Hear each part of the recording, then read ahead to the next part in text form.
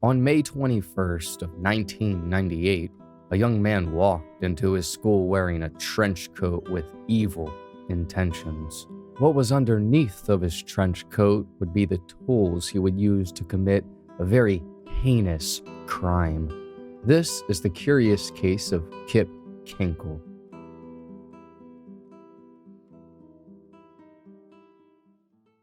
Hello, friend, and welcome to High Time Crime. My name's Joel, and on here I specialize in true crime and also gymnastics. I think I may have won a gold medal or 12, but anyway, today we're going over the case of a 14-year-old who had a lot of problems secretly. You're going to learn about some tragic events that should have never happened.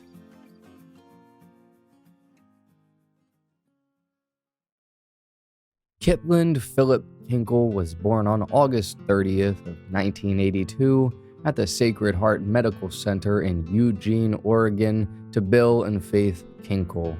Kipland, or Kipper, or Kip as he liked to go by, was the second child of the Kinkels, with his older sister Kristen being the first. She was 5 years old when he was born. Both of his parents were Spanish teachers, and we'll get more into them later. Kip, from a very young age, had problems, and you could easily tell that things were not going to go exactly right. Kip was a very hyper child who was difficult to manage. He was very insecure, super sensitive about things. He craved attention, and temper tantrums were thrown in every direction. In 1986, Kip's father Bill decided to take a sabbatical year in Spain to try and get even better at the language. Bill brought the whole family with him, and his family had a pretty good time. His sister Kristen gained a lot of friends and learned Spanish very easily. Kip's father also learned a ton more Spanish, and it just made him an overall better teacher. Kip, however, Kip had an absolutely terrible time. He was only about 4 to 5 years old, and so his English was really just starting to get a bit polished. Having to move to a country that speaks primarily Spanish when you don't know any Spanish would be hard for a lot of people. Another thing was that Kip was apparently relentlessly bullied while living in Spain, though no details are given. The family then moved back to Oregon in 1987.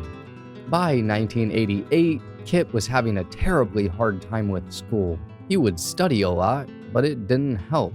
This year, he was in the first grade. He was having trouble with writing, reading, spelling, and pretty much everything else. Kip would confuse 3's with E's and B's with D's, and his older sister would make fun of him for it. Kip visibly would be very frustrated about not understanding, and his problematic behavior was only beginning. I believe it was this year, as Kip would have been 6 years old, that he was playing with a 12-year-old boy, and they were messing around with a rebar.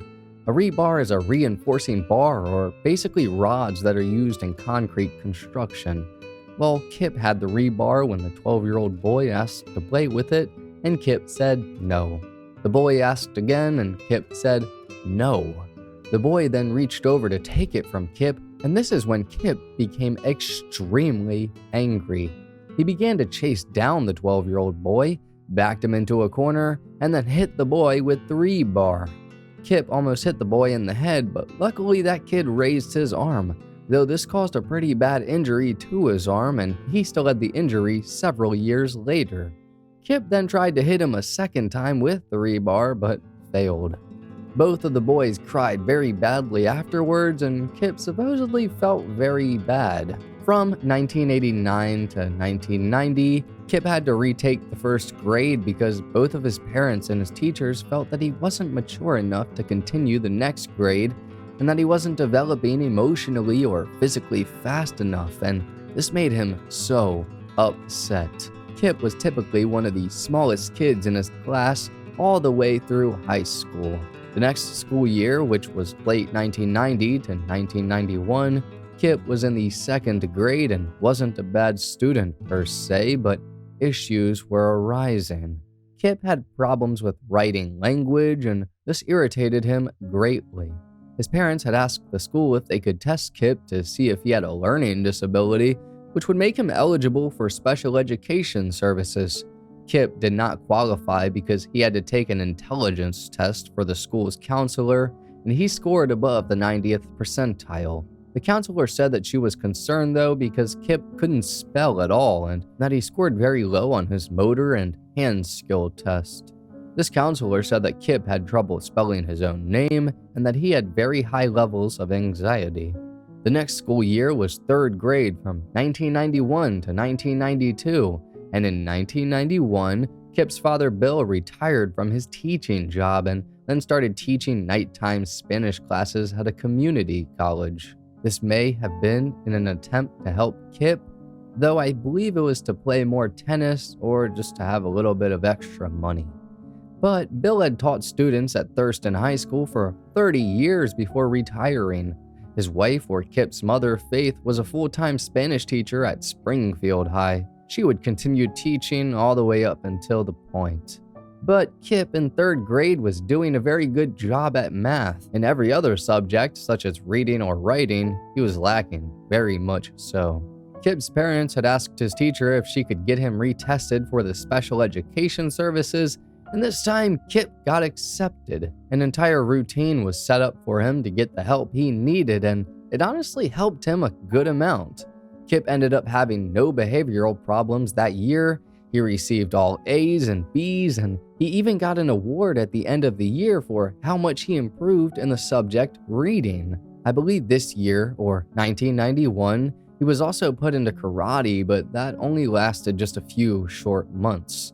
It was very clear that this extra help from his teachers, though, really benefited Kip, as the next year, or 1992 to 1993, which was his fourth grade year, he was placed in a talented and gifted program because he was doing exceptionally well in science and math. Kip was still working with a special education counselor though, and in 1992 he was diagnosed with some sort of learning disability. It wasn't specified which. Now, I'll tell you a little bit more about Kip as a young child. While watching TV, and specifically cartoons, he would turn his head to the side and roll his eyes back towards the TV. He could barely sit still all of the time and would spend a lot of time hanging outside in the woods that were just behind his parents' home. Kip would play in the dirt and catch animals, and sometimes he would put salt on slugs just to watch them die. Kip would sometimes pretend to be Superman or Batman or other famous characters pretty frequently. Kip's parents also had rules for him, such as only being allowed to watch 1 hour of TV per night, or not being allowed to eat candy, and making sure that Kip took a bath before bed and was in bed by a certain time. They were relatively strict, and I don't think that that's a bad thing. At the age of 10, Kip became intrigued by a neighbor's BB gun, and he really wanted one himself. When Kip got to middle school, his older sister graduated from high school. Kristen was a very popular cheerleader and had went to the University of Oregon, also cheerleading there for the Ducks. Eventually, Kristen would earn a full scholarship to continue cheerleading at Hawaii Pacific University and transfer there in her sophomore year. Meanwhile, Kip, well, he was really starting to become a sour apple. In middle school, he was looked at as a class clown, being disruptive and someone that liked to blow things up and also hurt small animals. Kip would hang out with kids who were just as bad, if not worse, than him, and his parents did not like this. Kip, around this time, was going to the school counselors still, and they had thought he had some sort of anger problem. Also, classmates of Kip from his gym class said that he would get very upset if he thought someone in his gym class did something wrong. Other classmates said that Kip liked to do things he wasn't supposed to do, that he would bring firecrackers and stink bombs to class, and that him and his friends were always talking about going out and shooting squirrels. The reason for this was a pretty long explanation that I'll get into later, but to sum it up, at the age of 12, Kip began to hear voices inside of his head. 3 separate voices, and this would very much affect him. Going forward just a smudge, Kip in the 7th grade had actually ordered some sort of building a bomb cookbook called the Anarchist Cookbook, and he boasted about it to his friends, though I believe they were in on it too. On one of his internet accounts, his occupation was listed as a student surfing web for information on how to build bombs. By now, Kip had been placed on Ritalin to help control his temper, and he also started to go back to karate, and he got pretty good at it. He won a ton of awards, got a few first places, etc. While Kip was in school one day, he and his friends were in class, and he told a teacher to go f herself. Kip's father Bill was worried that Kip was going to fail school again or get kicked out of school, and so he started to homeschool him for half of the day. The other half, he would take him back to the middle school. Bill was a teacher himself, so he felt like maybe he could help Kip, but Kip hated it, and after only 2.5 months, he returned to the middle school for the full day. Not long after that, on a separate day, some kid called Kip a name, and Kip took great offense to it. So much that when the kid wasn't paying attention, Kip kicked him in the head. He ended up getting suspended for a few days. Meanwhile, the other kid didn't get too injured. Kip had started to become worse and worse, listening to music that talked about death and destruction. His parents decided to continue to restrict both his video game and television privileges, but Kip would just do those things in the middle of the night while they were asleep. Only a few more months later, and Kip would have his first run-in with the police. On January 4th of 1997, Kip and his friend were at a snowboarding clinic in Bend, Oregon. These 2 boys got arrested for throwing rocks off of a highway overpass because one of the rocks that they threw hit a car that was driving below. Kip's parents had to drive 2 hours that same night to pick him up. They were livid. They were so angry to the point that they thought Kip needed further help from a different specialist. So they took Kip to see a psychologist by the name of Dr. Jeffrey Hicks.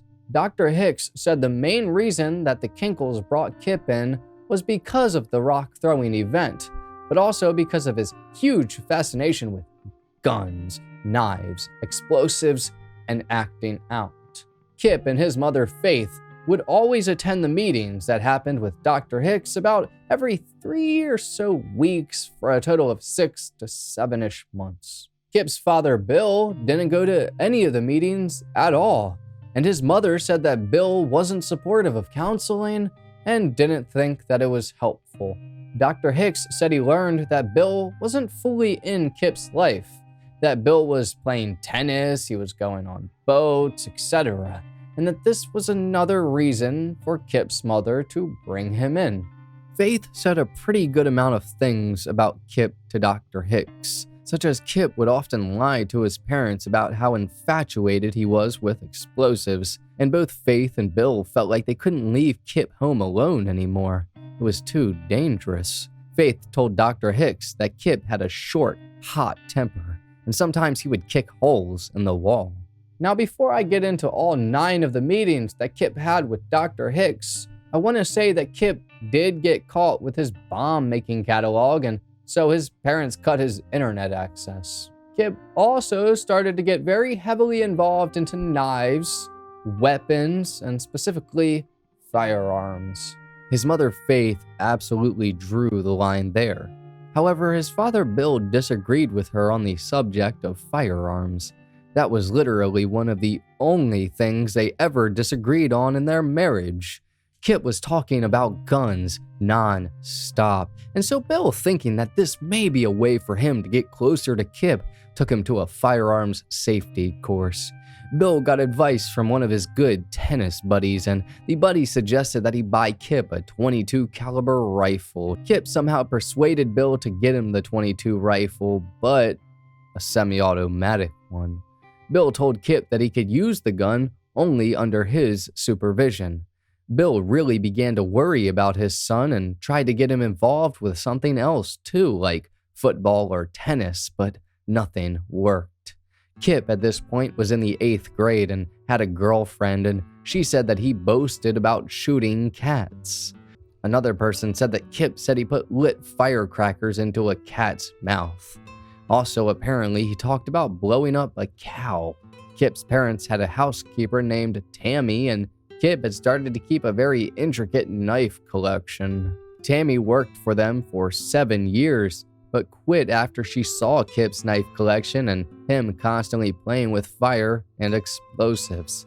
She tried to warn both Bill and Faith, and they told her thank you, but never really did anything.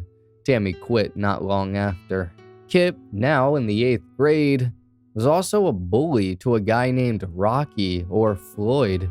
Kip would verbally abuse him and yell words like "f" or say "you disease-carrying people." From the 7th to 8th grade, Kip and Rocky got into several fights because Kip would antagonize him in the hallway and get into his face, also put him in headlocks. Kip around this time also started to secretly buy guns, as well as the one his father got for him. Specifically in the summer of 1997, he bought a .22 caliber pistol from his friend. And I believe a bit earlier, between 1996 to 1997, he bought a sawed-off shotgun also. Another interesting thing is that in the middle school yearbook, Kip was voted as a joke to most likely start World War III, which is kind of wild. Now I'm going to go over all of Kip's visits with Dr. Hicks so you can get a clear understanding of what exactly was happening, as this reveals a lot. Kip Kinkel, Psychotherapy Notes from Dr. Jeffrey Hicks. Jeffrey L. Hicks, PhD. Licensed psychologist. Date, January 20th of 1997. Name, Kipland P. Kinkel. Date of birth, September 30th of 1982. Patient history. Presenting problem. Kip was referred by Ron Fountain of Springfield School District Number 19 and brought to his January 20th of 1997 intake appointment by his mother, Faith Kinkel. Mrs. Kinkel reported Kip has a fascination with explosives, guns, and knives. This interest is shared by several of his friends, and his mother is concerned such fascination is unhealthy and may lead to behaviors that could harm Kip or others. Kip often lies to his parents about his interest in explosives, and his parents will no longer leave him alone at home. In addition, she describes her son as having a hot temper and sometimes kicking holes in the walls at home. This fall, he was caught shoplifting CDs from Target, and during the first week of January, he was arrested in Bend for kicking rocks off an overpass at passing cars. He was held in detention for one night at the Bend Juvenile Facility and released to his parents. His mother describes Kip as very emotional. His mother is seeking psychological consultation to help her son learn more appropriate ways of managing anger and to curtail his antisocial acting out. Previous psychological treatment, none. Family history. Kip resides with his biological parents, Bill and Faith Kinkel. His sister Kristen, 20 years old, is a student at Hawaii Pacific University and no longer lives at home. Mrs. Kinkel describes herself as quite emotional. The family history is negative for psychiatric illness. This is actually not true. I'll touch on this later. Education, academic performance. Kip is an 8th grade student at Thurston Middle School, where he receives A and B grades. He is in the TAG program and enjoys school. Kip is young for his grade placement, and his parents had him repeat the 1st grade because of difficulties learning to read. Peer relationships. Kip has several friends and generally relates well with peers. Medical history. Current health/medications/physician. Kip is in good health and takes no medications. His physician is Eric Geisler, MD. Prenatal/birth, unremarkable. Developmental milestones, within normal limits. He had difficulty learning to tie his shoes and also learning to read. Illnesses/injuries. Kidney stone surgery at age 12, no other significant events. Appetite/sleep. No problems reported. Substance abuse. Denied by patient and not suspected by parents. Physical/abuse. Denied by patient and not suspected by parents. On January 20th of 1997, the first appointment happened. Kip is a 14-year-old boy with brown hair and blue eyes. He was adequately groomed and casually dressed in a green sweatshirt, black corduroy pants, and a black leather jacket. He was oriented as to a person, place, and time with no evidence of delusional thinking or other thought disorder symptoms. His attention and concentration were adequate for interview purposes. His speech was logical, coherent, and goal-directed. He was initially sullen but became more cooperative as the interview progressed. He became tearful when discussing his relationship with his father. He reported his mother views him as a good kid with some bad habits, while his father sees him as a bad kid with bad habits. He feels his father expects the worst from him and was not supportive of counseling because of the expense and his belief that it will not be helpful. Kip reported he often feels angry but does not know why he feels this emotion. Kip reported he makes explosives from gasoline and other household items and detonates them at a nearby quarry to vent feelings of anger. He denies intent to harm people or property. If he has a bad day at school, he feels better after detonating an explosive. I cautioned Kip that gasoline is very dangerous and advised he not use it for such purpose.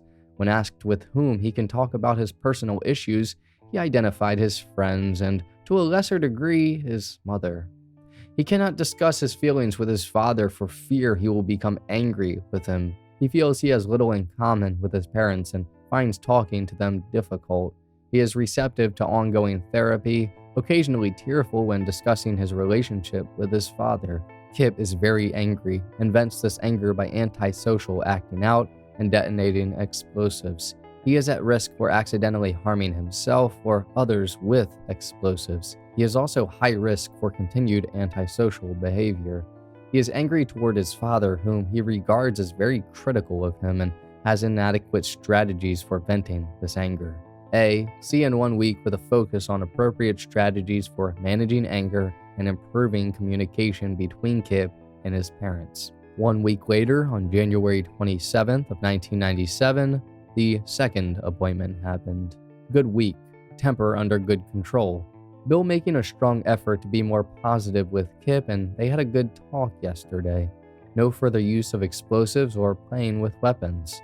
Feels less angry and is pleased with his father's efforts. Less angry and less depressed. See in 3 weeks. Now it would be about a month before they met again, and on February 26th of 1997, the third appointment happened. Faith reports Kip is doing very well. Kip is feeling less angry and recently achieved a 104% in math class. He met with Dr. Crumbly this morning, who assigned 32 hours of community service, will require he write an apology letter to owner of car he hit with a rock and pay for damaged car, $50. No prosecution planned though. If he is arrested within 6 months, he will be prosecuted for this event, and the rock throwing Faith feels Bill is making an effort to be more positive with Kip, though he sometimes continues to add a negative comment after praising Kip. Kip predicts he will be able to stay out of trouble in the future. He is not practicing specific techniques for managing anger, suggested he consider riding his bike, running, shooting baskets, or tearing old magazines, old phone books, or newspapers when angry. Good effort by Kip to manage anger. He continues to feel depressed several days per week, but denies ideation. PC April 4th of 1997 at 4 p.m. About a week and some change later, on April 4th, 1997, the fourth appointment happened. Behavior remains under good control. Some ongoing interest in explosives, but no activity. Upset parents are giving their third car to his sister, who is a college student in Hawaii. He was hoping to be able to drive this car when he gets his license. He's tried to talk to his parents about this, and they bring up everything he's done wrong. He's not sure if they don't want him to have a car. I've made a rule that I don't tell them anything about school. If they ask, I say it was a fine day. He does this because he feels they get angry and everything is automatically my fault. Mother joined session at this point, and Kip raised the issue about the car. Faith told him the car will be back by the time he's 16 and his ability to use it will depend on his being responsible. Kip not feeling well today. A. Important Kip not make assumptions and ask for specific information from others. He is not willing to do this with his father, but is more angry approaching his mother. Affect remains depressed, though he is clearly less angry. P.C. in 3 weeks. J.L. Hicks, Ph.D. About 3 weeks later, on April 30th, 1997, the 5th appointment occurred. Kip and Faith in. Kip angry and upset about 2 suspensions in the past week. Last week, he was suspended for 2 days for kicking a peer in the head after this boy has shoved him. Kip is angry that the other boy who started the altercation was not punished. Yesterday, Kip was suspended for 3 days for throwing a pencil at another boy. The teacher, Mr. Boom, saw this as an assault, therefore the 3-day suspension. Both Kip and Faith have questions about how these incidents were handled by school personnel. Recommended parents consult with school officials, perhaps Mr. Nelson, to inform them of how much progress Kip has made and show them the excellent grades and positive teacher comments from this past term. Kip may have overreacted, but feels unfairly treated by school officials. It is important he feels supported by his parents, and that school personnel acknowledge his improved behavior and performance. P. See in 2 weeks. The next appointment wouldn't come for over a month, but on June 2nd of 1997, the 6th appointment occurred. Behavior under good control, but his mother is concerned he seems too cynical and disinterested in participating in summer camps. His father continues to make a strong effort to reach out to Kip and to be positive with him. Discussion with Faith about possible use of antidepressants. She agrees Kip is having ongoing difficulty with depression symptoms and is receptive to considering a trial of an antidepressant. Kip reports eating is like a chore. He complains that food doesn't taste good. He often feels bored and is irritable. He feels tired upon waking most mornings. He reports there is nothing to which he is looking forward. He denies ideation, intent, or plan of action. O. Release to Eric Geisler, MD, in chart. A. Ongoing major depression symptoms. Kip is no longer feeling as angry as when initially seen, but depression continues to interfere with his emotional functioning. He is easily frustrated, negative in his outlook, and it doesn't take much stress to overwhelm him. P. See in 2 weeks. Kip and his parents will discuss consulting with Dr. Geisler about a trial of an antidepressant. About 2 weeks later, on June 18th of 1997, the 7th appointment happened. Problem: depression. Data: Dr. Geisler started him on Prozac 20 milligrams AM 12 days ago. That would have been June 6th. He is sleeping better and there have been no temper outbursts. Kip is taking the Prozac as prescribed and reports no side effects. His father is making a good effort to spend time with him and Kip is pleased with this change. Assessment: Kip appears less depressed, though it is certainly too early to assess the usefulness of the Prozac. Plan: see in 3 weeks. About 3 weeks would pass, and on July 9th of 1997, the 8th appointment occurred. Problem: depression. Data: Faith in with Kip. He missed 2 days of Prozac while camping with friends, but is generally taking it as prescribed. She reports he is less irritable and generally in a better mood with no temper outbursts. His energy remains low, but he is sleeping well and his appetite is normal. He is getting along well with his parents, and his father continues to make efforts to spend time with them. Assessment: Kip appears less depressed and is generally doing well. Plan: see in 3 weeks. 3 weeks later, on July 30th of 1997, the 9th appointment, or the last appointment, would take place. Problem: depression. Data: Kip continues to do well.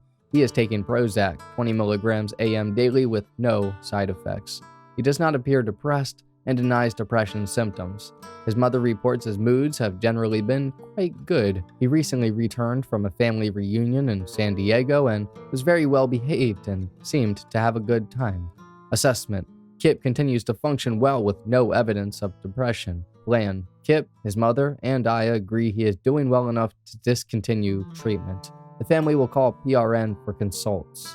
I also want to add that this summer, or the summer of 1997, Kip's father, Bill, bought a 9mm Glock 19 on June 27th. Kip went with him, and this gun was to actually be Kip's when he turned 21.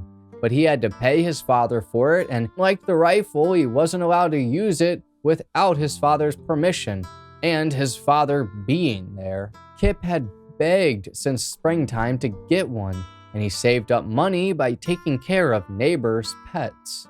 Kip, by the fall of 1997, entered his freshman year at Thurston High School, and it appeared as if he started to do pretty good in school, and as if things were looking brighter for him. Kip's father, Bill, was friends with a guy named Don Stone, who was the football coach and vice principal for Thurston High. Bill got Don to call Kip to tell him that he should come and try out for their football team. Kip was ecstatic and tried out and actually made the team. At this time, Kip was about 5'5" and 120 or so pounds, and I believe he was a third or fourth string linebacker. Apparently, he would cuss out the coaches a lot and didn't play pretty much at all. Kip also, around this time, had been taken off of Prozac by Dr. Hicks because he was supposedly doing so much better. In reality, that just wasn't true. Kip wasn't doing better. In fact, he was saying and doing alarming things. For example, he told a friend of his named Destry that he wanted to put a bomb under the bleachers at their pep rally and lock the doors so that way the students couldn't leave. Destry didn't take him too seriously. Kip also told Destry that if he ever got really mad, he'd go and hit the cafeteria with his .22, that he has a lot more rounds for his .22 than his 9 and he'll save that one for himself. Destry once again didn't take him seriously and just said, sure, whatever. Earlier, I mentioned that Kip's father bought him a .22 caliber rifle. Well, it was a Ruger semi-automatic, and it was bought on September 30th of 1996. It was this same exact day that Kip, earlier at school, had given a very descriptive essay about how to make a bomb in his speech class. While doing this, he showed detailed drawings of explosives that were attached to a clock. This didn't seem that off, though, because the other kids in his class were giving speeches about topics that seemed a bit off. One of the girls' essays was about how to join the Church of Satan. Late 1997, there were two school shootings. One that happened on October 1st of 1997, and that was the Pearl High School shooting that was committed by Luke Woodham, which, spoiler alert, will be a new video very soon. The other was the Heath High School shooting committed by 14-year-old Michael Carneal on December 1st of 1997, which once again will be a new video very soon. Both of these were terrible cases that should have never happened, but it's 100% likely that Kip had known that these incidents took place. 12 days later, on December 13th of 1997, Kip was invited to a classmate's house named Jeff for his birthday party. While all of the other boys were playing video games in Jeff's room, Kip went outside and wrote "kill" with whipped cream in Jeff's driveway. Why? Who knows? But Jeff's mother, Betty, was very concerned by this, and so she banned Kip from returning to their house. Betty definitely had a good motherly instinct. Going forward one day to Kip's father's perspective, on December 14th of 1997, Bill was at the San Diego airport waiting for his flight home after he was visiting a friend. Bill started talking to some random person at the airport who just so happened to be a professor at the University of Oregon named Dan, and Dan just so happened to be an expert on juvenile violence. Bill told Dan that there were two things in his life that weren't great. This was that his wife Faith was still teaching and had yet to retire, and that he couldn't take as many trips as he wanted to. The other thing was that he has this boy who is a very troubled child. Bill saw a book in Dan's bag that was titled Clinical and Forensic Interviews of Children and Families. Bill started to ask Dan about the signs that would precede juvenile violence. Dan started to talk about them, including a dysfunctional family, child drugs, special education placement, criminal arrests, lack of parental supervision, cruelty to animals, and also the access to guns. Bill started to freak out and say that he has a very good family, but he has this son who's always been very strong-willed, that he always wanted to get his way. He said that Kip was not interested in school, that he was obsessed with violence and had already been arrested for vandalism. Bill also said that Kip had a way of making everyone's lives miserable until he got his way. Eventually, those two would part ways after talking about this subject for quite some time. I'm not sure when, so I'm going to add this here, but at some point Kip was at Tony McCown's house, one of his best friends. His other best friend was Nick Hyacin. Kip had a bunch of other friends as well. Kip was at Tony's with a few other friends and they were playing around, teasing each other and picking on each other. Apparently all the other boys kind of ganged up on Kip, and Kip became very upset. He got so incredibly angry that he ran away from the room, went to the kitchen, and he grabbed a knife. The boys, scared as ever, locked the bedroom door after they saw Kip running to the kitchen to grab whatever. Kip started yelling cuss words and stabbing the bedroom door with the knife. He then ran outside, still cussing, and grabbed a golf club and put it through the window. I don't know if he broke it or if it was open, but he started swinging the golf club around and then he put the knife through the window, stabbing the air. Eventually, Kip would calm down and go back into the bedroom, though I can't even imagine how the environment would have been awkward.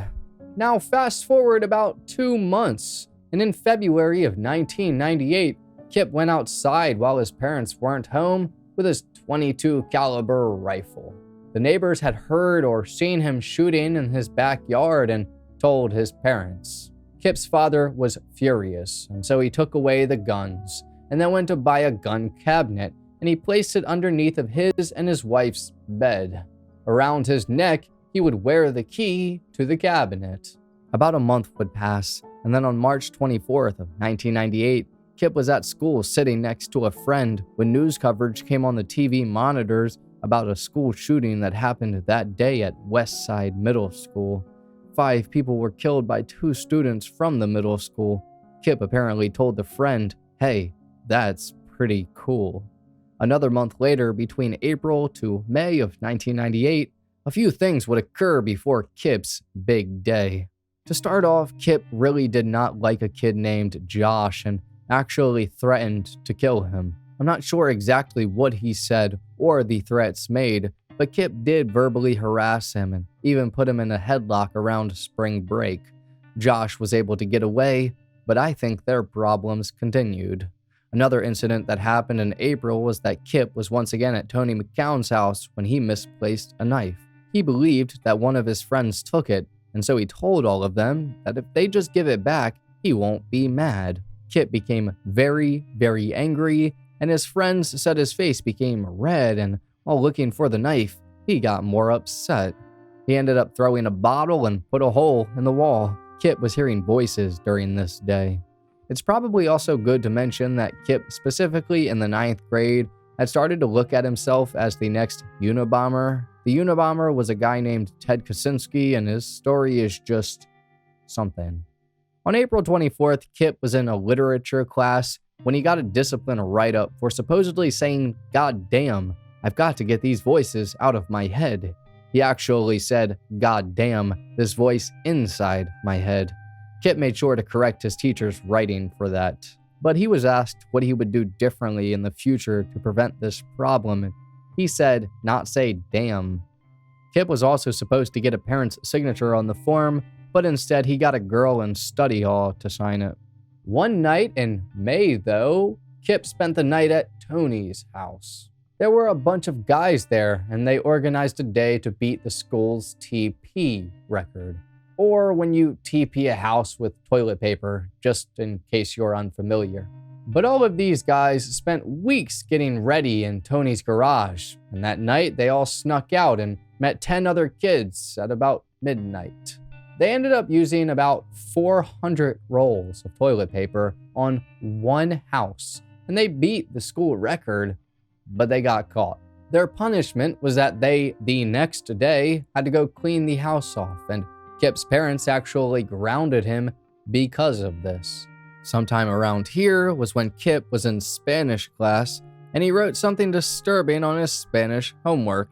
He said, "I will hunt you down and put a hole in your head. Without explanation, you hear me? Power to the shampoo. R.I.P. You must die," with a picture of some sort of face. His Spanish teacher wrote at the top that she was concerned. Now, not long after this happened, Kip's father Bill would discover something. Inside of Kip's room, as we briefly mentioned earlier, he was buying and hiding weapons. He put them inside of a padlocked trunk. Bill found this trunk and decided to break the lock off of it, and this is when he discovered 2 guns, a .22 caliber pistol and a sawed-off shotgun. Bill was furious and confiscated the weapons, and he grounded Kip.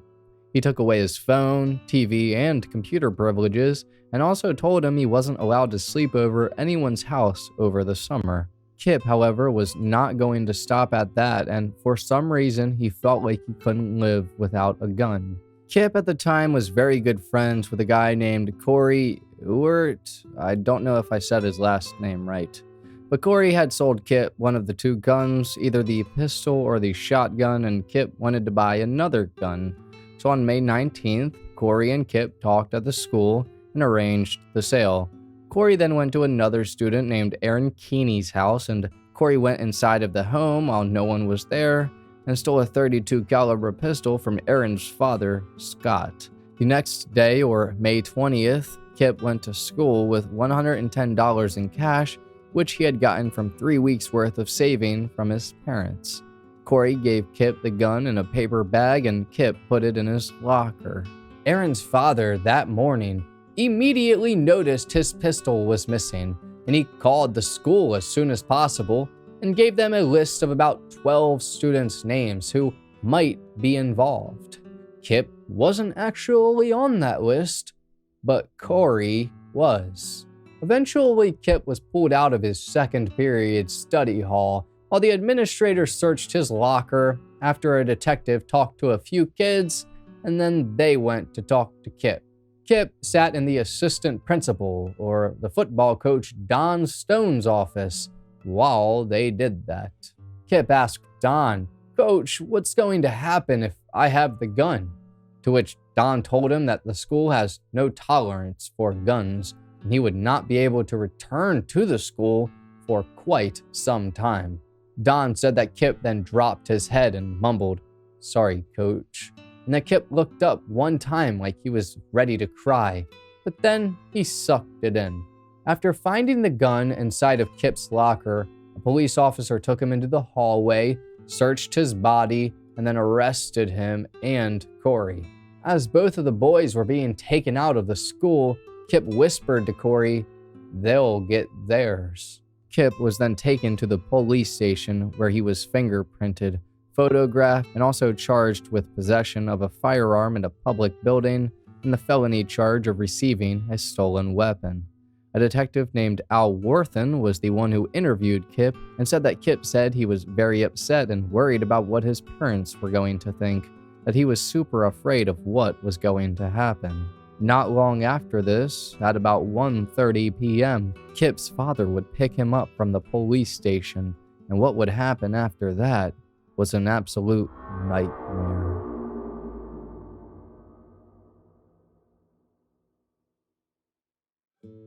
After Kip's father picked him up from school and said to Kip that he's only 15 and has already got 2 felonies, Kip said that they went to Burger King and got Whoppers. But I believe they actually went to a place called Bob's Burgers. However, Kip said that while they were at the restaurant, his voices inside of his head became more heightened than they'd ever been. This happened after Kip's father Bill told Kip that he disgusts him, and then he walked out to eat his hamburger in the car. Kip said that he couldn't eat because the voices started and he just sat there. He then threw his hamburger away and started to walk out to the car, but he then realized that there wasn't enough time for him to have eaten it. So Kip then went to the bathroom and waited a while before going back out to the car. This was because he didn't feel like getting yelled at by Bill for not eating. After Kip got into the car, the ride home was about 15 minutes or so. Kip said that during the ride home, the voices were all over him, One voice was saying, "You'll have to kill him, shoot him." Another one was saying, "Look what you've done, you stupid piece of shit. You are worthless." And another voice was saying, "You'll have to kill him, shoot him."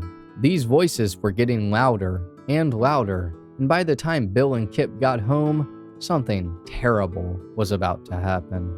Kip began crying and immediately went to his bedroom, which was located up in their loft. The voice inside of his head told him to get his gun to shoot Bill, and so that's what Kip did. Most reports say he grabbed the .22 rifle Bill bought him. However, Kip actually grabbed a Ruger pistol that belonged to Bill. How exactly Kip got this pistol, I'm not very sure, because supposedly it wasn't available to him, but it was. Meanwhile, Bill, at about 2 p.m., talked on the phone with a guy named Richard Bushnell, who was a family friend and the head of Thurston's High School's counseling department. Richard had called to offer some moral support. Richard asked how Kip was doing, and Bill told Richard that him and Kip were concerned and worried about how Kip's mother would handle the news when she returned home from her job. They also talked about potentially sending Kip to the Oregon National Guard's boot camp or Mount Bachelor Academy located in Bend. Kip was on the second floor but secretly listening into Bill's conversation, and he was going crazy. About an hour or so later, at 3 p.m., Scott Keeney, the guy whose gun was stolen, called Bill to talk. Scott said that Bill was very upset and said that he doesn't know what to do at this point. That Bill said that Kip was completely out of control. Going back to Kip, well, at about 3:10 to 3:25-ish, he snuck downstairs where Bill was. Bill had been sitting at the kitchen counter drinking some coffee. Kip said the voices in his head said to kill his father, to shoot him, and also that he has no choice. The voices were getting louder and louder, and slowly Kip crept behind Bill, and when he was about 10 feet away, he pulled the trigger, killing his father instantly. Kip then said that one of the voices was saying, "Look at what you've done now, you stupid sh." After killing his father, Kip dragged him to the bedroom, took the key off of his neck that unlocked the gun cabinet under his bed, and put a sheet over him. Kip would then sit around and wait for a few hours for his mom Faith to come home. But before that, some phone calls would take place, and during these phone calls, apparently Kip was not hearing many voices. At about 3:30 p.m., a guy named Kevin Rowan, who was the English teacher at Thurston High, called the Kinkels to talk to Bill, but Kip answered and said that Bill wasn't there right now and that he made a mistake. Not long after, at about 4 p.m., a friend of Kip's called him and they talked. The friend asked Kip where Kip's dad was, and Kip said that he went to the store. About 40 minutes later or so, at 4:34 p.m., one of Bill's colleagues from Lane Community College had tried to call Bill to figure out where he was because he wasn't in class and the class didn't have a teacher. Kip told the colleague that Bill wouldn't be able to make it to class that day because he forgot to call and tell them that there had been a family emergency and he wouldn't be able to teach that night. Not long after this, Kip was called by one of his friends who merged it with another friend, and that was Nick and Tony. They talked to Kip about the gun situation at school, and Kip said that he didn't know that it was Keeney's gun, and he told both of the boys that his dad was out at the bar. Kip told them that he was worried about what his parents' friends would think of what he did, and that his parents would be so embarrassed when people found out what he did. Nick and Tony said that Kip kept saying, "It's over. Everything is over. It's done. Nothing matters now," and that his family will probably move to Alaska. He also told them how his stomach is hurting, and that he felt like he was going to throw up, that he just wanted the gun and wasn't even going to do anything with it. The friends said Kip kept going back and forth between being sad and angry, and that he kept asking, "Where's my mom? When is she going to be home?" Also, supposedly Kip had said on the phone to Nick and Tony that one person he really hates and wants to kill is a kid named Brian. Now, after being on the phone for quite some time, Kip would hang up and wait for his mother Faith to arrive. At about 6:30 p.m., Faith would arrive home and pull into the garage, closing the door behind her. She was at a retirement party, and then she went to the grocery store. Kip then went into the garage and helped her carry groceries into the kitchen. Secretly, he grabbed one of the guns that was hidden in his waistband, and I'm not clear which one, but he told his mother he loved her and shot her once. This shot didn't kill her, and so he walked up to her and said, "Please, Mom, close your eyes." And then he shot her several more times. In total, Faith was shot twice in the back of the head, 3 times in the face, and once through the heart. Kip then dragged her body across the garage floor and covered her with a sheet. After that, at about 7 p.m., Kip turned on the cartoon South Park and watched an episode where Kenny would fall into a grave and get squashed by a tombstone. Some reports here say that he talked to a girl for a couple of hours. I'm not sure if that's true, and if so, I'm not sure who it was. But I do know that he did go out to the woods in a secret fort that he kept, where he had materials to create bombs, and there were already bombs that he made there too. Next, Kip began to booby-trap the house and placed bombs all over the place, including one he put directly underneath of his mom. This included a very sophisticated bomb with 1 pound of explosive charge in the crawl space, 2 pipe bombs, a hand grenade, which I have no idea where he got, a basketball that was turned into a bomb, and 2 canister bombs. After doing this, he stayed up all night. He said that he kept putting a gun to his head, but he wouldn't pull the trigger. Also, one of the voices in Kip's head said to get guns and bullets, and that he has no other choice to kill everybody, go to the school and kill everybody, to look at what he's done. Kip said that he tried arguing with them and told the voices to shut up, and that they ignored him all night long. He further stated that the night seemed very short and went by fast. Kip would keep the same clothes on as he wore the day before, and tape bullets to his chest just in case he ran out of ammo to take himself out. He also switched stocks for the .22 rifle, grabbed the .22 pistol and the Glock, and got ready, putting them into a backpack. Kip dressed in a long tan trench coat with hundreds of rounds of ammunition, and he also taped a hunting knife to his leg and another knife somewhere else. The rounds that Kip taped to his chest were a 9mm and a .22 caliber, and it was just 2 of them, and it was so that way he could take himself out, which is what he said. Before leaving the house, Kip turned on the song Liebestadt, which was featured in the Romeo and Juliet film, and he blasted it throughout the house on loop. Next, he ate a bowl of cereal and got himself ready. At 7:30 a.m., Kip then stole his mother's car keys and her car, which was a Ford Explorer. He then drove to his high school. He parked about a block or so away and had to walk down a dirt path, and he took a shortcut past the tennis courts into the back parking lot. At 7:55 a.m., security cameras caught Kip entering the school, and what he does from this point is awful. Kip walked through the doors, and while walking through the hall, he told a friend of his named Adam that he should probably leave, and Kip continued towards the cafeteria, and this is when he pulled out a .22 caliber rifle. Kip then pointed the rifle at a kid named Ben Walker and tried to fire it, but the gun misfired. Kip got angry and upset and then adjusted the rifle and shot Ben in the head. Ben would die the next day at the hospital. Kip then continued towards the cafeteria where he shot another kid in the face named Ryan Atterbury. Next, Kip walked into the cafeteria and started unleashing hell on everyone, shooting everyone and at anyone he could. People thought that Kip had a fake gun or fireworks because of how surreal it was. He was shooting so much and so many times as he had a 50-round magazine.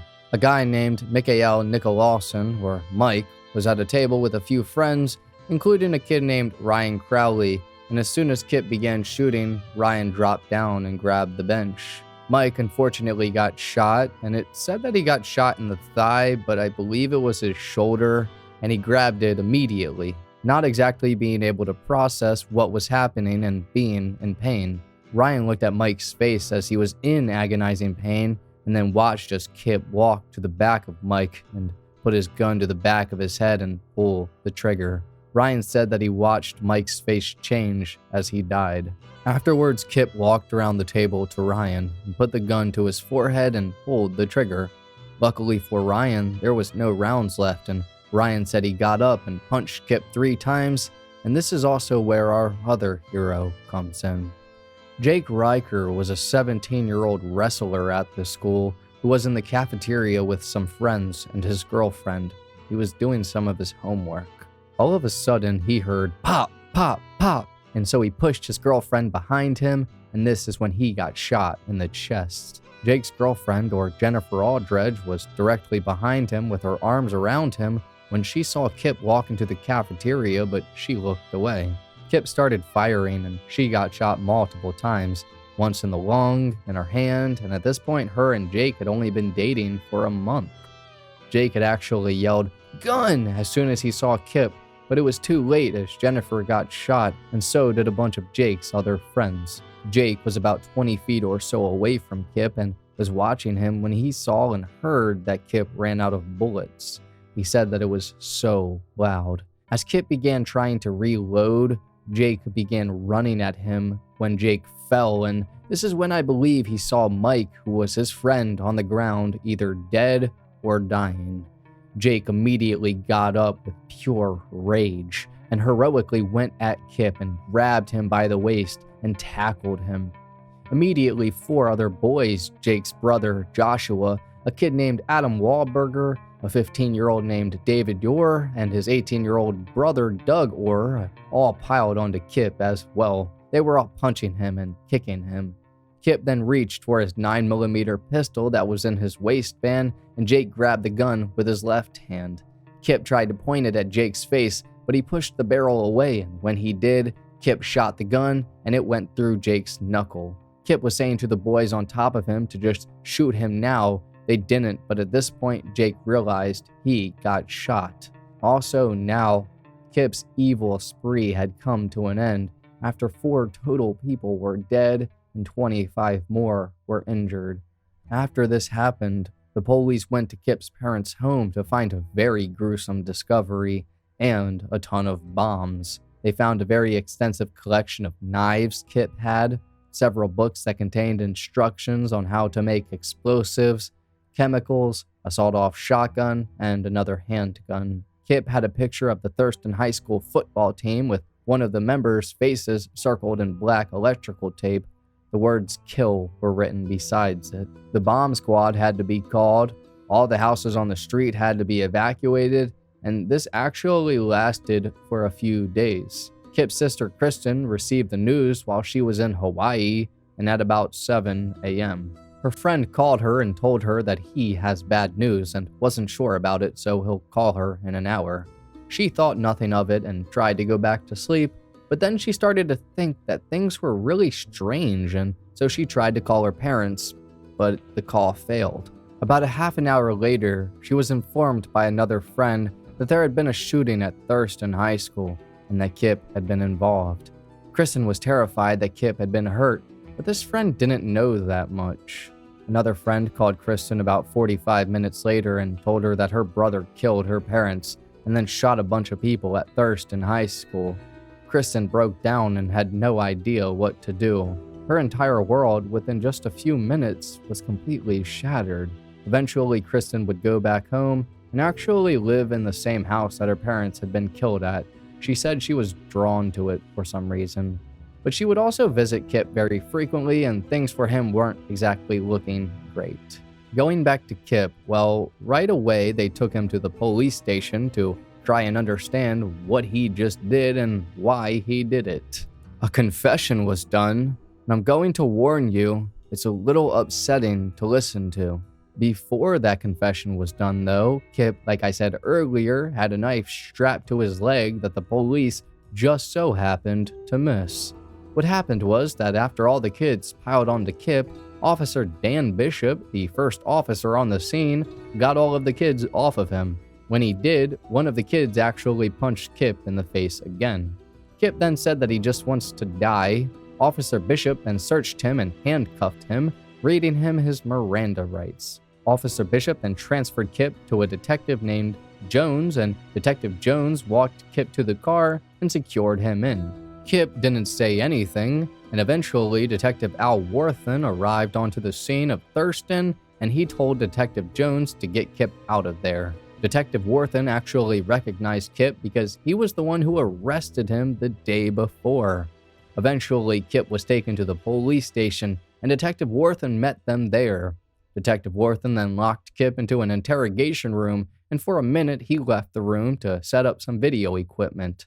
While Detective Worthen was gone, Kip managed to, while being handcuffed, pull out the knife that was taped on his leg that both Officer Bishop and Detective Jones missed. When Detective Worthen came back, Kip rushed at him with the knife, yelling, "Kill me! Shoot me!" Detective Worthen kept backing up while Kip was running at him, and he closed the door between them while Kip kept pushing on it. After a few minutes, Kip then started using the knife near his wrists, and so Detective Worthen and another officer busted in and sprayed Kip with pepper spray, and they knocked away the knife. About an hour would pass, and at 9:51 a.m., Kip Kinkel's confession was recorded. This will be a taped conversation with the last name of Kinkel, Kinkel, first of Kipland, Kiplant. Tell me what happens when you get home. I had no other choice. I couldn't.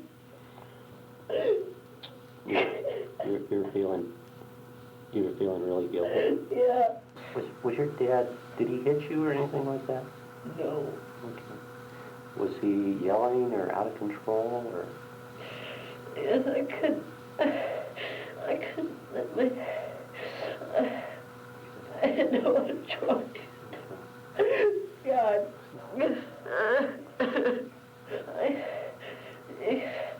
I had no other choice. He's saying all this. Okay. He's mad at you because you got caught at school with a gun, right? Right. Okay. And he's all his friends and everything knew about it. Okay. So he was feeling ashamed and embarrassed because you did something wrong. Is that right? Right. Okay. I didn't want to. I love my dad, that's why I had to. You love him, so that's why you had to kill him? Oh my God. My parents were good people. I didn't know what to do because, oh my God, my mom was coming home and she knew what I'd done. Oh my God. So your mom comes home around 6, is that right? Yes. Okay. Where are you at? I was waiting for her. Okay. I just want to die. I know. Oh, God. So, you told me that your mom gets out of the Explorer and starts up the stairs from the garage or basement, is that right? Yes. Do you say anything to her? Yes. I told her I loved her. And then Yes. God damn it, these voices in front of my head. All right. Settle down. Yep. Settle down. Settle down. It's all right. It's all right. Just settle down, okay? I just want to die. I didn't know what else to do. You didn't know what else to do? Why did you go to school and start shooting people? I had to. I had no other choice. I couldn't do anything else. I had to. I had to. Kip, the day after he committed his atrocity, was already in court on arraignment and was charged with 4 counts of aggravated murder. A few weeks later, on June 16th, he was indicted on 58 felony charges, including 4 counts of aggravated murder, and by September 24th of 1998, he confessed to killing his parents and also going to Thurston High School and killing 2 boys and wounding 25. By November 2nd of 1999, he was sentenced to more than 111 years in prison without a chance of parole. Now, most times I would thoroughly agree with this sentencing, as I'm always in belief of an eye for an eye. However, with Kip Kinkel, things are remarkably complicated. Kip, from the age of 12, started to hear voices inside of his head. 3 specific voices, and after he committed murder, a few psychologists looked at him, and what they found was pretty shocking. I touched on this very briefly earlier, but now it's time to give you a thorough understanding. Also, what I found to be a bit interesting was that Kip had kidney stone surgery at the age of 12, a little bit before all of this occurred. I'm not saying that there is a connection, but who knows? These 3 voices, though, were voice A, voice B, and voice C. Voice A was loud and always telling Kip what to do, like it had control over him. Voice B was louder and would constantly berate Kip and tell him he's a piece of shit, putting him down. Voice C would just repeat what the other voices would say over and over again. These voices terrified Kip, and he wondered if God was mad at him and why he had these voices. He never told anyone, and the closest he ever came was when he got in trouble for blurting out about voices in his head in class. Kip wanted to tell people, including his original psychologist, Dr. Hicks, but he just felt like he couldn't. He didn't want people to think he was mentally ill, especially girls, because he was a teenage boy and girls were becoming a large part of his life. Kip came very close to telling his mother about these voices when she one time told him she heard ringing in her ears, and he thought that might mean she hears voices as well. But he didn't tell her because he was afraid that she'd rip her hair out if he did, so he made it a rule to himself to never tell anyone. The first time Kip ever heard voices was when he got off of a school bus and was in his driveway looking at some bushes. All of a sudden, a voice said, "You need to kill everyone in the world." Kip said it scared the shit out of him, and he was confused, that it seemed like something was seriously wrong. He then ran into the house and cried in his room, while the voices told him he was a stupid piece of shit, that he's not worth anything. Kip had some theories about where these voices came from. He thought he may have been an atheist or agnostic, or maybe they were from the devil. Another interesting thing he thought is that the government might have put a chip into his head, that government satellites may have transmitted the chip inside of his head. At first, Kip thought these voices were outside of his head because they were very loud. He said like surround sound. The second time Kip heard voices was when he was still 12 and in the 6th grade in December. His family went to Eagle Crest for the weekend, a resort in Oregon, and when they got home from their trip, a referral had been in the mail because Kip had been bad in school. Kip had no idea he was getting this because he thought it had been settled at school. When Kip's parents saw the referral, they were very, very angry and yelling at him. Kip then went to his room and these voices started up again, saying, "You stupid you can't do anything right." He would then cry for a while his parents were on the other side of the door, yelling at him. He said the voices yelled at him too. Kip then left the house on his bike to try and get away from the voices, but that didn't work. A lot of Kip hearing voices was very dependent on how much stress he would be under. Sometimes he'd hear them all day, sometimes once a week, sometimes once a month, though it appeared as if these voices would never fully go away. Not only would Kip hear voices, but he also started to have some very interesting delusions that really overtook him. Kip began to believe that he needed to arm himself and protect his family from fears that the Chinese were going to invade after a nuclear attack. Kip believed he would survive the first wave of attacks, but the second wave is what he was fearful of. Kip said that the Chinese have 1 billion people and 200 million in the military, and it just seemed like he'd end up fighting them. Kip was also very afraid of a plague happening. He thought that he needed to get a ton of food and supplies ready, that he needed to build a bomb shelter. Kip also said that if he had the supplies to build a bomb, he'd do it himself, and he wanted to learn how just in case he needed it. He began to believe the end of the world was coming and that society is falling apart. Kip had felt like music was being very censored and that the government was putting chips in the backs of criminals, that he doesn't need to worry about that, he's not one, but he thought the government could take control of everyone, and if someone put a chip in him, he would take it out. Kip further stated about how the government is experimenting right now and how this chip can produce voices.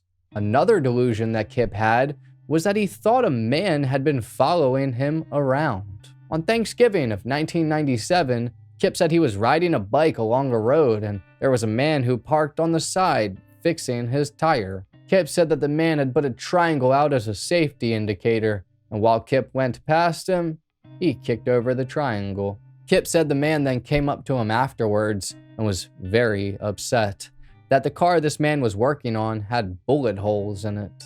Kip said that the man said to give him $40 for kicking his triangle, and that he told him he doesn't have $40.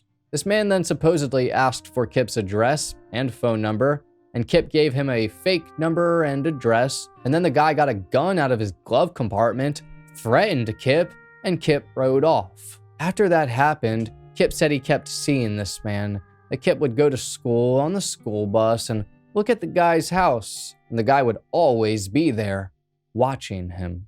That after the bus went by, this man started to follow the bus in his brown car. Kip told a psychologist that he was afraid this guy would come to his home and bring his friends there and take over their house. So Kip developed a plan to get rid of this guy, and that's why he needed to buy the gun from Corey, just in case this man came after him.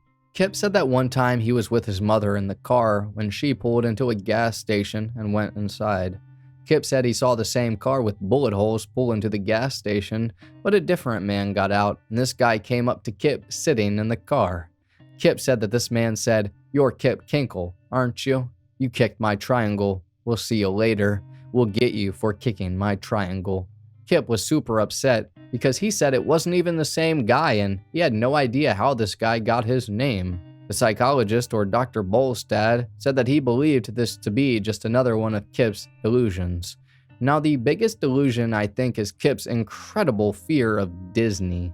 Kip was usually a pretty flat person, but talking about Disney really excited him. Kip believed that within the next 15 years from 1998, that Disney would take over the American dollar. That Disney would take over the news industry, entertainment, ABC News, and that it was a monopoly. Kip said that they used the fuzzy mouse as a mascot because it lets them get away with all kind of things. That if Iraq would just use a fuzzy mascot, they'd have a better image. Kip said that no one goes after Disney because of Mickey Mouse, and he said to Dr. Bolstad, "Disneyland, the happiest place on earth," sarcastically and mad. Kip brought up how Disney is actually helping the censorship of music, and that sometimes he'd tell people about Disney, but he stopped because people thought it was weird. The only people who didn't were his sister and mother. Kip finally said that no one of average intelligence sees it with Disney, that you have to be smarter, and then he said, "The happiest place on earth. Ha ha." Kip was diagnosed with paranoid schizophrenia, hallucinations, and impaired neurological function. This severely affected him, but as he got on medicine, things really seemed to calm down, and he became what would appear to be normal.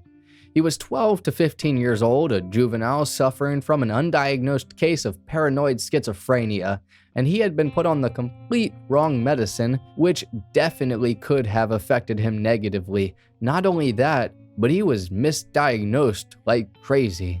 I'm going to read to you Kip's journals now, and then I'll give my thoughts about this whole thing a little bit later.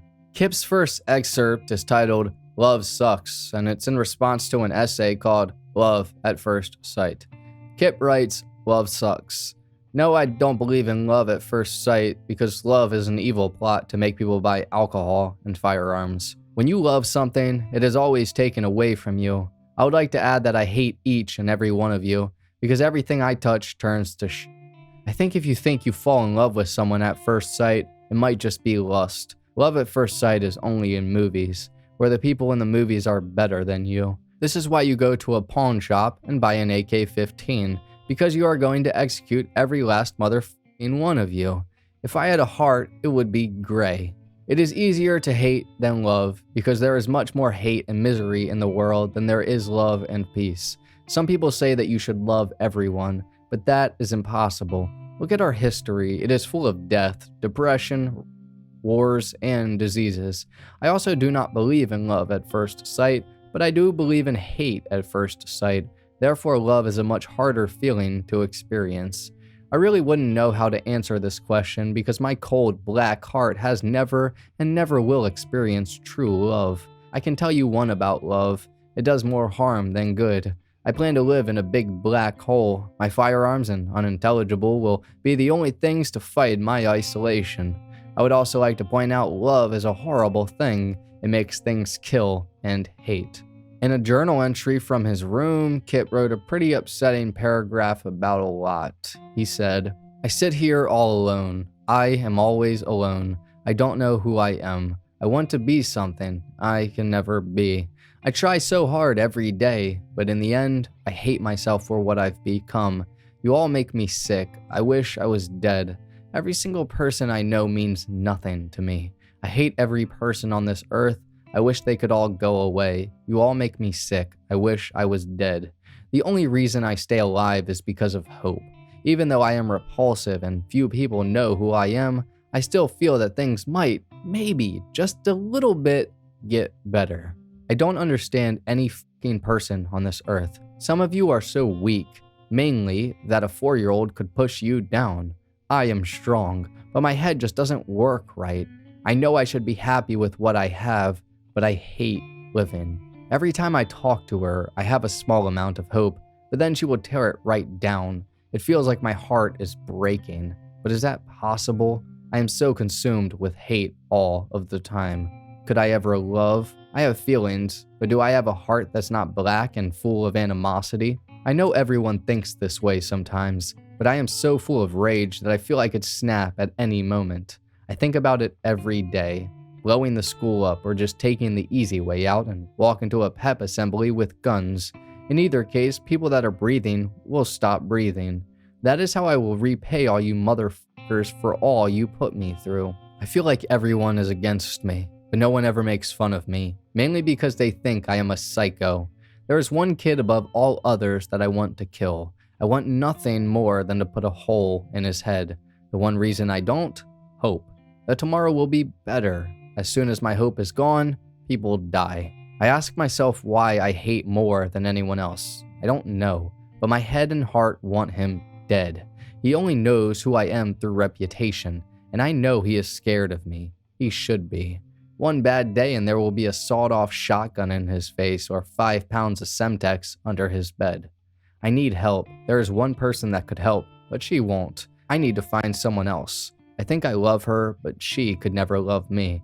I don't know why I'd try. I sound so pitiful. People would laugh at this if they read it. I hate being laughed at, but they won't laugh after they're scraping parts of their parents, sisters, brothers, and friends from the wall of my hate. Please, someone help me. All I want is something small, nothing big. I just want to be happy. End. New day. Today of all days, I asked her to help me. I was shot down. I feel like my heart has been ripped open and ripped apart. Right now, I'm drunk, so I don't know what the hell is happening to me. It is clear that no one will help me. Oh God, I am so close to killing people. So close. I gave her all I have and she just threw it away? Why? Why did God just want me to be in complete misery? I need to find more weapons. My parents are trying to take away some of my guns. My guns are the only things that haven't stabbed me in the back. My eyes hurt. They hurt so bad. I feel like they are trying to crawl out of my head. Why aren't I normal? Help me. No one will. I will kill every last motherfucking one of you. The thought of you is still racing in my head. I am too drunk to make sense. Every time I see your face, my heart is shot with an arrow. I think she will say yes, but she doesn't, does she? She says, I don't know. The 3 most f***ed up words in the English language. I want you to feel this, be this, taste this, kill me. Oh God, I don't want to live. Will I see it to the end? What kind of dad would I make? All humans are evil. I just want to end the world of evil. I don't want to see, hear, speak, or feel evil, but I can't help it. I am evil. I want to kill and give pain without a cost, and there is no such thing. We kill him. We killed him a long time ago. Anyone that believes in God is a fucking sheep. If there was a God, he wouldn't let me feel the way that I do. Love isn't real, only hate remains, only hate. Clearly, Kip was very affected by a lot. But on the day that he killed his parents, he wrote a note and left it on the coffee table. Here is what he said. I have just killed my parents. I don't know what is happening. I love my mom and dad so much. I just got 2 felonies on my record. My parents can't take that. It would destroy them. The embarrassment would be too much for them. They couldn't live with themselves. I'm so sorry. I am a horrible son. I wish I had been aborted. I destroy everything I touch. I can't eat. I can't sleep. I didn't deserve them. They were wonderful people. It's not their fault or the fault of any person, organization, or television show. My head just doesn't work right. God damn these voices inside my head. I want to die. I want to be gone, but I have to kill people. I don't know why. I am so sorry. Why did God do this to me? I have never been happy. I wish I was happy. I wish I made my mother proud. I am nothing. I try so hard to find happiness, but you know me, I hate everything. I have no other choice. What have I become? I am so sorry. Reading his writings was a bit tough because it really just seemed like he was suffering to no end. A young child with a terrible mental illness, I can only imagine. But the day that Kip got sentenced, or November 2nd of 1999, he gave a statement to everyone in the courtroom, and victims were allowed to speak as well. I'm going to read some of them and then afterwards say what I need to. First off, starting with Kip's statement at the sentencing hearing. I have spent days trying to figure out what I want to say. I have crumpled up dozens of pieces of paper and disregarded even more ideas. I have thought about what I could say that might make people feel just a little bit better, but I have come to the realization that it really doesn't matter what I say, because there is nothing I can do to take away any of the pain and destruction I have caused. I absolutely loved my parents and had no reason to kill them. I had no reason to dislike, kill, or try to kill anyone at Thurston. I am truly sorry that this has happened. I have gone back in my mind hundreds of times and changed one detail, one small event, so this never would have happened. I wish I could. I take full responsibility for my actions. These events have pulled me down into a state of deterioration and self-loathing that I didn't know existed. I am very sorry for everything I have done and for what I have become. The other statement that I'm going to read is by that of Jacob Riker, the wrestling hero who put his life on the line to save others. This is what he said to Kip at the sentencing hearing right to his face. I'm not going to ask for you to look at me, but I deserve your respect. I demand it. I don't care if you're sick, if you're insane, if you're crazy, I don't care. I think prison, a lifetime in prison, is too good for you. If a dog was to go insane, and if a dog got rabid and it bit someone, you destroy it. So I stand here and I ask, why haven't you been destroyed? I question myself for not pulling the trigger. I question myself for not getting the chance. I question myself for getting to watch my friend die in front of me, having to see him die because I tripped, because I wasn't fast enough to stop you. I wonder why. Why it was when I got out of the hospital, when I was trying to recover, I received hate mail. Why it was that internet sites were set up and fan sites set up for you. Why is it that people are writing me telling me how much they loved you and loved what you did? And why is it that I had to be the enemy? Why is it that when people look at me, they think I'm weird, they oust me? I don't understand. I don't pretend to understand. I don't think you should go to prison. I think the victims should get to do to you what you did to them. I think you should have to suffer in the hospital like they did. I think you should have to lie in bed with the tubes in you. I think you should have to lie there with no painkillers while they cut open your chest, cut open your lung, and stick a tube in there so they can drain your blood out so you can breathe. I want you to lay there and look at your hand and think if you can keep some of it. I want you to think about people that have been trying to walk again. You don't deserve to live. You don't deserve to breathe. If I had my way, 15 minutes. 3 months of discipline, my senior drill instructor told me that I was the most disciplined recruit that he has ever seen. But I can't stand here and look at you without wanting to kill you. I can't blame Jake for feeling the way that he did. especially when Kip killed one of his friends, injured him, his girlfriend, and a bunch of other friends. I also want to say that both Jake and his girlfriend ended up recovering and getting married and having kids. Though they later divorced, that bizarre bond is with them forever. Jake, after turning 18, joined the Marine Reserves and eventually got deployed a few times. Big shout out to Jake and his brother and those other boys that bravely tackled Kip in a very heated, stressful situation like that. Now, my thought process about Kip is that he was sick and needed help. And while his parents tried to do everything they could, they unfortunately were in a losing battle. I also don't think buying guns was a very great idea. Kip never told Dr. Hicks, the original psychologist, about him hearing voices because he didn't want to be deemed mentally ill, even though he was. Kip did not want to accept that, which obviously would be remarkably hard to as a child, let alone for that child to even try to understand. I can imagine that it would make the child feel alienated, weird, isolated, etc., especially when you're entering puberty years where things are already weird. Kip's psychologists, after the fact, believe that had he been properly diagnosed and been put on the right medicine, he would have been perfectly okay, and in fact, a normal, healthy child. Sadly, that was not the way that things took place, and because of that, 4 innocent people were murdered and 25 others were hurt. Kip Kinkel is now 41 years old and has been in prison for about 25 years of his life. Nowadays, he lives on the honor unit, which is basically an area within the prison that allows certain inmates to live in a good environment with minimal restrictions. Kip is a prison electrician that goes to his job at 7 a.m. every day, and he meditates, reads, and does yoga. Kip is also taking classes through a University of Oregon program that sends professors into the prison. His sister visits him constantly still, and he appears to have gotten significantly better. Kip's lawyers have tried to get him out of jail and find a way to get something done. Just last year, a petition challenging the state board's refusal to grant him a murder review hearing after serving 25 years was denied, although it appears as if they won't stop trying. The last interesting part I'll touch on is the fact that Kip's mother had said that there wasn't any signs of mental illness in their family, but that's actually not true.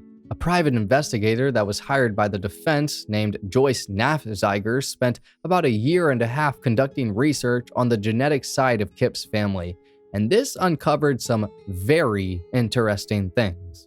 Joyce was able to uncover at least 30 different people on Kip's mother's side of the family that were either diagnosed with or presented signs of mental illness. This included Kip's mother, Faith's parents, and all 3 of her sisters, and his mother herself. Both of Faith's parents and her sisters admitted to Joyce to having depression, and Claudia, one of Faith's sisters, said that she offered to help Faith pay for counseling at one point. Faith, in both 1981 and 1987, was treated with antidepressants. On Kip's father, Bill's side of the family, Joyce was able to identify at least 7 people who were diagnosed with or presented some form of mental illness. Bill did not have any mental illness or treatment for it, though some psychologists had said Bill had some weird tendencies, such as keeping the heat in the house turned down so low that all of the family members had to wear jackets. Joyce had confirmed that at least 9 of Kip's relatives had been institutionalized because of their mental illness. This included someone who tried to stab a police officer. A renowned pediatric neurologist named Dr. Richard Kinkel conducted a thorough examination of Kip and found some very interesting things. He found a ton of major abnormalities in Kip's brain, and a scan revealed a lesion in the prefrontal lobe. Dr. Kinkel said that the lesion caused disruption in the executive function of the brain, which included the ability to plan, create goals, strategize, prioritize, and make choices. Dr. Kinkel said more areas in the temporal lobes were damaged, and those related to distortions of sensory perceptions, illusions, delusions, and emotional stability. Which, to sum it up, basically Kip had very, very severe mental illness. I can't for sure say how I feel about this situation, though I do believe that Kip should have probably never went to jail and rather a mental institution because he was so young and dealing with paranoid schizophrenia. As for what he did, well, that was obviously terrible and that cannot be undone. Bill and Faith Kinkel were both good people and good teachers. They did try their hardest with Kip and were put into a weird predicament. I don't know why, after several months of therapy, they stopped taking Kip and let him go cold turkey off of such a powerful substance. I don't blame them for anything that happened, though, as they were just parents attempting to parent. They had zero idea that Kip was dealing with such demons and overall problems. I hope they're resting peacefully. Benjamin Allen, or Ben Walker, was 16 years old and a very happy high school student who was said to have loved the Ace Ventura movies and the game Final Fantasy.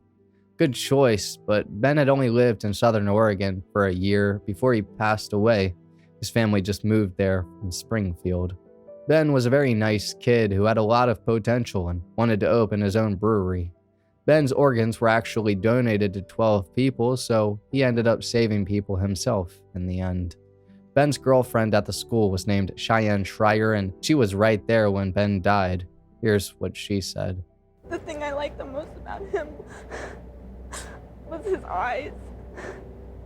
They were so gentle. He was the sweetest guy I've ever met in my whole entire life, and he was so innocent, and so was everybody. He deserved this. Nobody did. Mikael Eric, or Mike Nicolausen, was 17 years old and a very bright kid. He loved role-playing games and was considered a goofy, quirky young man. Mike was very interested in electronics and was dating a girl at the school named Michelle.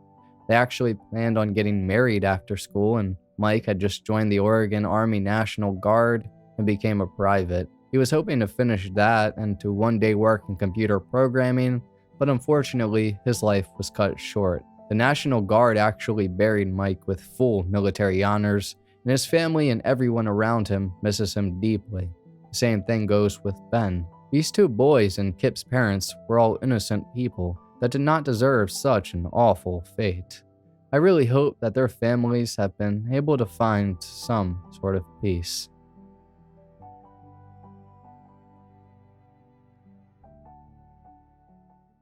But anyways, thank you for watching this episode of High Time Crime. If true crime is your thing, then please like and subscribe because it's all we do. I also have an all-exclusive Patreon if you're interested in that. There's a bunch of tiers to choose from, and the third one allows for you to see a Patreon-only video, and that tier and the second one allow you to have your name at the end of each High Time Crime video. I hope you have a great rest of your day. Take care, friend.